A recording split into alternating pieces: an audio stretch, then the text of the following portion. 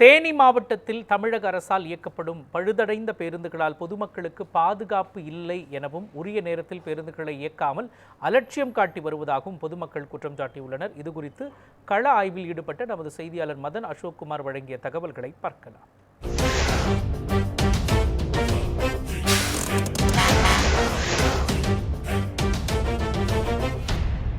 தேனி மாவட்டத்தில் இயக்கப்படும் அரசு பேருந்துகள் முறையாக இயக்கப்படாததால் குற்றச்சாட்டு எழுந்துள்ளது.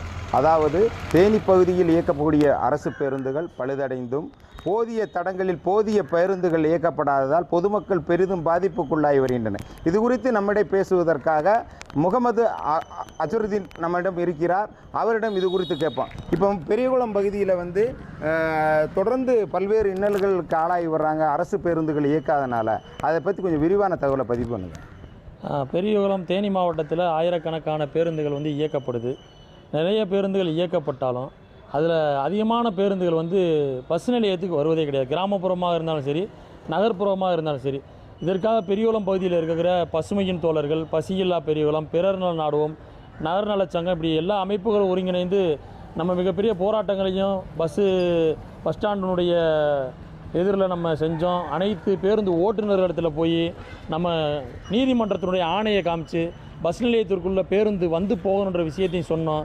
அப்படி இருந்தாலும் கூட இங்கே பெரியகுளத்துக்கு 3 கிலோமீட்டருக்கு முன்னாடி எண்டப்புள்ளி, புதுப்பட்டி, வடுகவட்டி பிரிவுகளை இரவு நேரங்களில் இறக்கி விட்டு போயிடுறாங்க.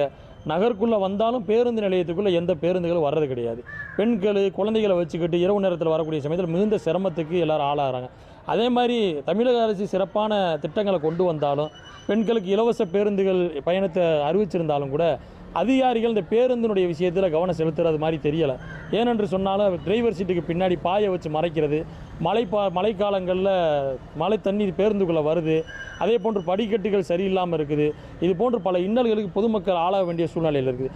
இதற்காக அந்த பேருந்து பணிமனையினுடைய மேலாளர்கள், பேருந்தினுடைய அதிகாரிகள் இந்த பேருந்து விஷயத்தில் அதிகமான கவனங்கள் செலுத்தி பொதுமக்களுடைய பயணத்தை உறுதி செய்ய வேண்டிய கடமை அதிகாரிகளுக்கு இருக்குது.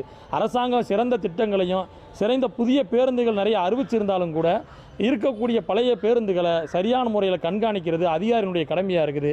அதிகாரிகள் சரியான முறையில் அதை கண்காணிக்கும் பொழுது பொதுமக்களுடைய பயணம் பாதுகாப்போடையும் உறுதியோடையும் நிம்மதியான முறையில் பயணம் அமையும்.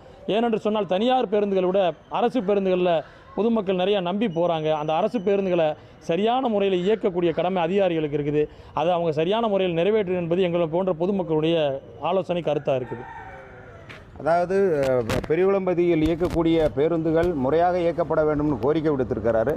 இது கோரிக்கை விடுத்துள்ள அகமது பவிச்சந்திற்கு நாங்கள் நன்றியை தெரிவித்துக்கிறேன். அதாவது தேனி மாவட்டத்தில் பல்வேறு வழித்தடங்கள் பேருந்துகள் இயக்கியிருந்தாலும் இந்த பகுதியில் போதிய வசதிகளுடன் இயக்கப்படவில்லை என குற்றச்சாட்டு எழுந்துள்ளது. நியூஸ் 7 தமிழ் செய்திக்காக மதன் அசோக்குமார், தேனி.